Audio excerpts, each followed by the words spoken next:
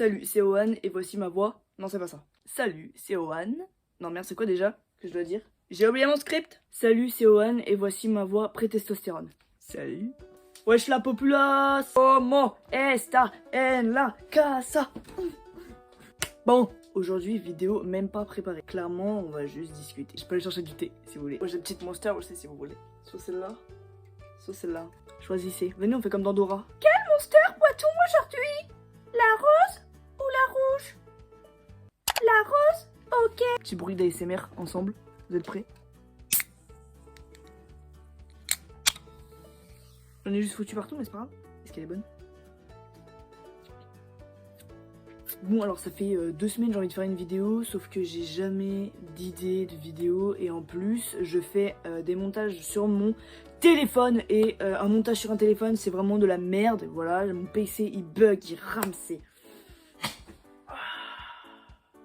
Je me suis fait mal à la côte et je ne connais pas de logiciel de montage sur PC, donc clairement si vous avez des idées donnez-moi. Oh, j'aurais pu faire ma vidéo en mode esthétique. Bonjour mes hippocampes des mers pailletés, hein.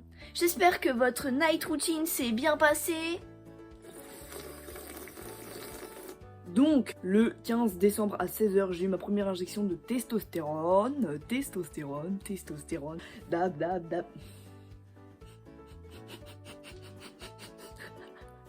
Et il y a plein de gens qui viennent sur TikTok, sur Instagram, en DM, qui me disent « Mais ça va faire quoi la testostérone ?» Nanana. Et je vais dire ce que j'ai ressenti pendant cette injection, même si ça va être une vidéo banale en fait. Mais il y a quand même des gens qui me posent des questions, donc c'est qu'il y a des gens qui demandent, donc c'est que... Bref.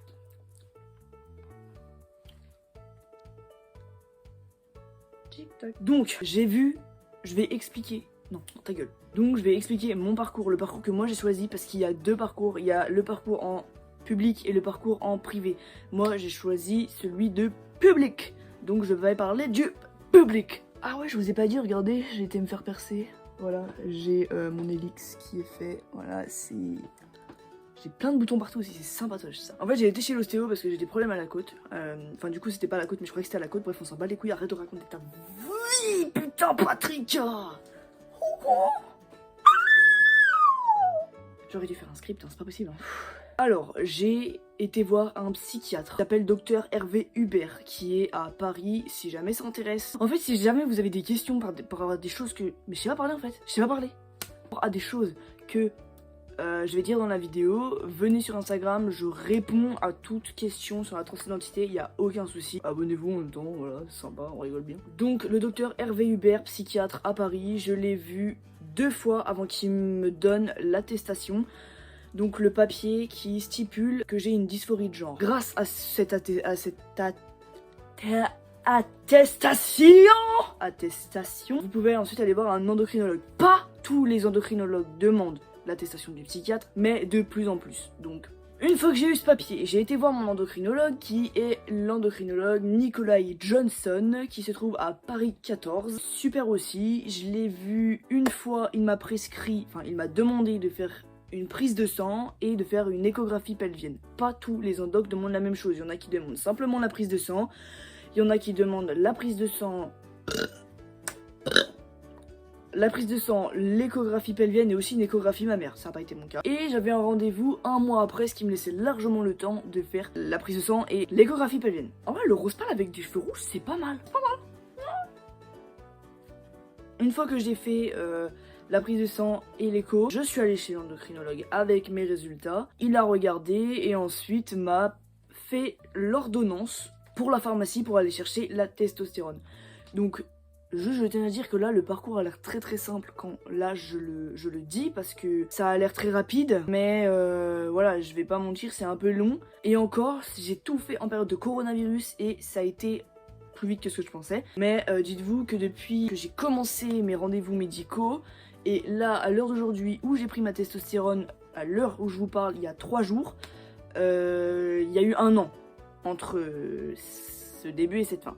Chaque parcours est différent, ça peut être complètement différent pour certaines personnes. Je suis ressortie avec l'ordonnance de testostérone. J'ai été le même jour à la pharmacie, j'ai montré mon ordonnance, ils m'ont donné la testostérone. Je peux pas vous montrer à quoi ça ressemble là parce que j'ai déjà été faire mon inject et j'ai pas encore été chercher ma deuxième injection, j'irai le faire seulement dans 3 semaines. J'ai appelé l'infirmière qui était déjà au courant que j'allais prendre des hormones quand elle m'a fait les prises de sang. Je lui ai dit: je vous aime trop madame, je veux vous comme infirmière, vous êtes génial. Non, je lui ai pas dit ça, mais en fait je l'aime trop, du coup voilà. Je l'ai appelé le jeudi, j'ai eu le rendez-vous mardi, donc là ça fait 3 jours, je crois.